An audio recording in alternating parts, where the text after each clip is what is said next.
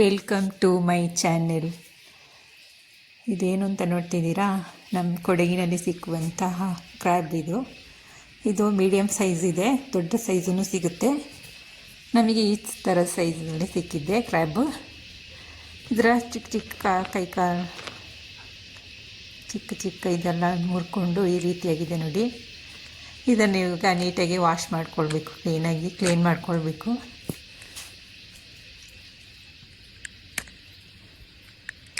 ಈ ರೀತಿ ಇದೆ ನೋಡಿ. ನಮ್ಮ ಚಾನಲನ್ನು ಹೊಸದಾಗಿ ನೋಡೋರು ಸಬ್ಸ್ಕ್ರೈಬ್ ಮಾಡಿಕೊಂಡು ವಿಡಿಯೋವನ್ನು ವಾಚ್ ಮಾಡಿ, ಸಪೋರ್ಟ್ ಮಾಡಿ.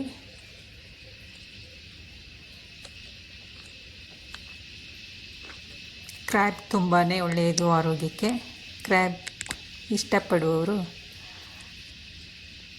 ಇಷ್ಟಪಡುವವರಿಗೋಸ್ಕರ ಈ ವಿಡಿಯೋ. ನಾವು ಇದಕ್ಕೆ ñಂಡು ಅಂತ ಹೇಳ್ತೀವಿ.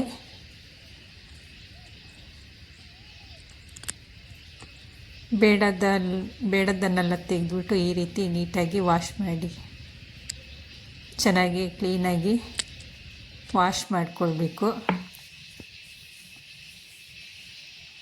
ನಂತರ ಒಂದು ಕುಕ್ಕಿಂಗ್ ಪಾತ್ರೆನಿಟ್ಟು ಒಂದು 2 ಚಮಚದಷ್ಟು ಕುಕ್ಕಿಂಗ್ ಆಯಿಲನ್ನು ಹಾಕ್ಕೊಳ್ತಾ ಇದ್ದೇನೆ. ಸಾಸಿವೆಯನ್ನು ಸಹ ಹಾಕ್ಕೊಂಡಿದ್ದೇನೆ. ಸಾಸಿವೆ ಸಿಡಿದ ನಂತರ ಒಂದು ಈರುಳ್ಳಿಯನ್ನು ಕಟ್ ಮಾಡಿ ಹಾಕ್ಕೊಳ್ತೇನೆ. ಕರಿಬೇವಿನ ಎಲೆಯನ್ನು ಸಹ ಸೇರಿಸ್ಕೊಳ್ತೇನೆ. ಈ ರೀತಿ ಒಮ್ಮೆ ನೀವು ಟ್ರೈ ಮಾಡಿ ನೋಡಿ, ತುಂಬಾ ಸಿಂಪಲ್ ಆ್ಯಂಡ್ ಟೇಸ್ಟಿಯಾಗಿರುತ್ತೆ ರೆಸಿಪಿ. ಒಂದು ಟೊಮೆಟೊ ಹಣ್ಣನ್ನು ಕಟ್ ಮಾಡಿ ಸೇರಿಸ್ಕೊಳ್ತಾ ಇದ್ದೇನೆ. ಎಣ್ಣೆಯಲ್ಲಿ ಸ್ವಲ್ಪ ಹೊತ್ತು ಫ್ರೈ ಮಾಡಿಕೊಳ್ಬೇಕು. ರುಚಿಗೆ ತಕ್ಕಷ್ಟು ಉಪ್ಪನ್ನು ಸಹ ಹಾಕ್ಕೊಳ್ತಾ ಇದ್ದೇನೆ. ಇದು ಮನೆಯಲ್ಲೇ ಮಾಡಿರುವಂತಹ ಶುಂಠಿ ಬೆಳ್ಳುಳ್ಳಿ ಜಜ್ಜಿ ನಾನು ಹಾಕ್ಕೊಳ್ತಾ ಇದ್ದೇನೆ. ನೀವು ಶುಂಠಿ ಬೆಳ್ಳುಳ್ಳಿ ಪೇಸ್ಟನ್ನು ಸಹ ಹಾಕ್ಕೊಳ್ಬೋದು. ಒಂದು 1/4 ಚಮಚದಷ್ಟು ಅರಿಶಿಣದ ಪೌಡರನ್ನು ಹಾಕ್ಕೊಂಡಿದ್ದೇನೆ ನಾನು.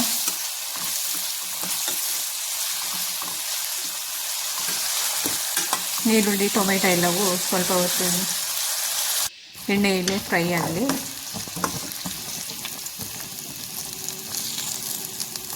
ಈ ರೀತಿ ಆದರೆ ಸಾಕು.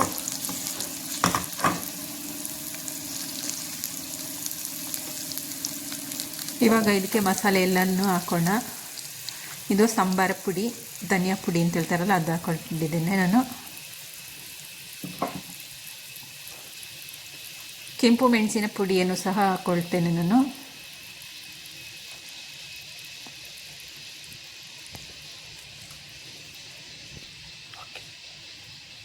ಗರಂ ಮಸಾಲ ಪುಡಿ ಹಾಕ್ಕೊಂಡಿದ್ದೇನೆ.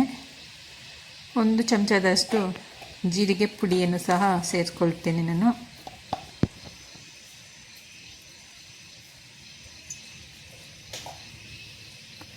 ವಿಡಿಯೋ ಇಷ್ಟ ಆದರೆ ನಿಮ್ಮ ಫ್ರೆಂಡ್ಸ್ ಫ್ಯಾಮಿಲಿಗೆ ಶೇರ್ ಮಾಡಿ, ಲೈಕ್ ಮಾಡಿ ವಿಡಿಯೋ ಇಷ್ಟ ಆದರೆ. ಮಸಾಲೆ ಎಲ್ಲವೂ ಸ್ವಲ್ಪ ಹೊತ್ತು ರೋಸ್ಟ್ ಮಾಡ್ಕೊಳ್ಳೋಣ.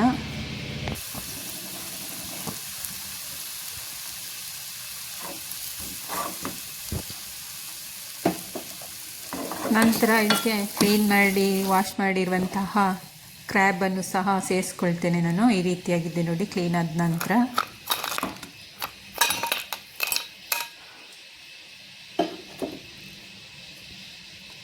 ಇದು ನಮ್ಮ ಕೊಡಗಿನಲ್ಲಿ ಮಳೆಗಾಲದಲ್ಲಿ ಸಿಗುವಂತಹದ್ದು.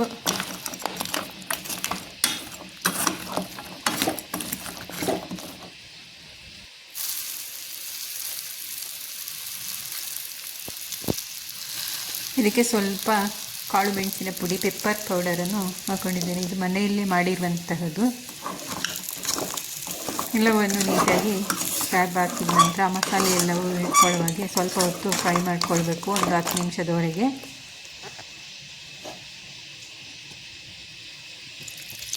ನಂತರ ಇದಕ್ಕೆ 1 ಕಪ್ಪಷ್ಟು ನೀರನ್ನು ಸಹ ಸೇರಿಸ್ಕೊಂಡಿದ್ದೇನೆ. ನಂತರ ಒಂದು ಮುಚ್ಚಿ ಬೇಯಿಸ್ಕೊಳ್ತೇನೆ ನಾನು.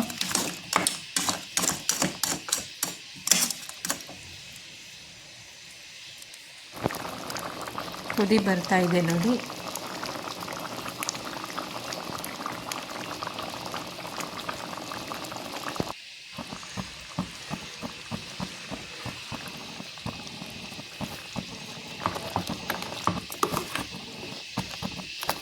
ನೋಡಲಿಕ್ಕೆ ಸಿಂಪಲ್ ಆದರೂ ಟೇಸ್ಟಿಯಾಗಿರುತ್ತೆ ಈ ರೆಸಿಪಿ.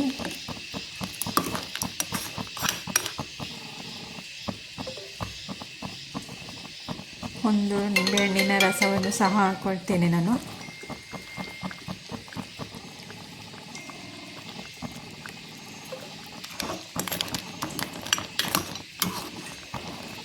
ಇದು ಕ್ರ್ಯಾಬ್ ಮಸಾಲ ಗ್ರೇವಿ ಮಾಡ್ತಾ ಇರೋದು ನಾನು. ಫೈನಲಿ ನಮ್ಮ ಕೊತ್ತಂಬರಿ ಸೊಪ್ಪು ಹಾಕಿದರೆ ಕ್ರ್ಯಾಬ್ ಮಸಾಲ ಗ್ರೇವಿ ರೆಡಿ ಆಗುತ್ತೆ. ಇದನ್ನು ಒಂದು 5 ನಿಮಿಷ ಕುದಿಸಿದರೆ ಸಾಕಾಗುತ್ತೆ.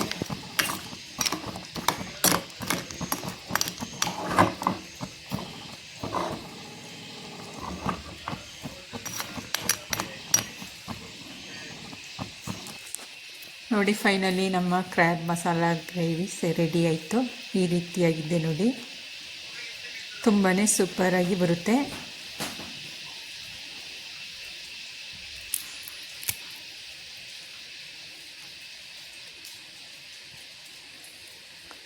Thank you for watching. ಎಲ್ಲರಿಗೂ ಬಾಯ್.